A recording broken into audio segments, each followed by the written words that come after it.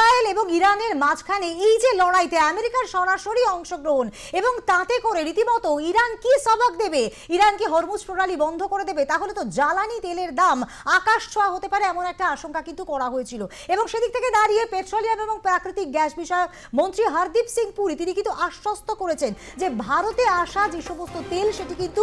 এই হরমুজ প্রণালী দিয়ে আসে না, বিকল্প বাণিজ্য পথ খোলা রয়েছে নয়াদিল্লি, এমনটাই আশ্বস্ত করেছেন কিন্তু পেট্রোলিয়াম এবং প্রাকৃতিক গ্যাস বিষয়ক মন্ত্রী হরদীপ সিং পুরী। আপনাদেরকে আরো একবার জানাবো, পশ্চিম এশিয়ার উত্তেজনার মাঝে ভারতের আশঙ্কার কোনো কারণ নেই বলে আশ্বস্ত করলে নয়াদিল্লির তরফ থেকে আশ্বস্ত করা হয়েছে। ভারতের পেট্রোলিয়াম এবং প্রাকৃতিক গ্যাস বিষয়ক মন্ত্রী হরদীপ সিং পুরী তিনি জানিয়েছেন দেশের আমদানি করা তেলের একটি বড় অংশ গত কয়েক বছর ধরে হরমুজ প্রণালী হয়ে আসে না। পাশাপাশি দেশীয় সংস্থাগুলি আগামী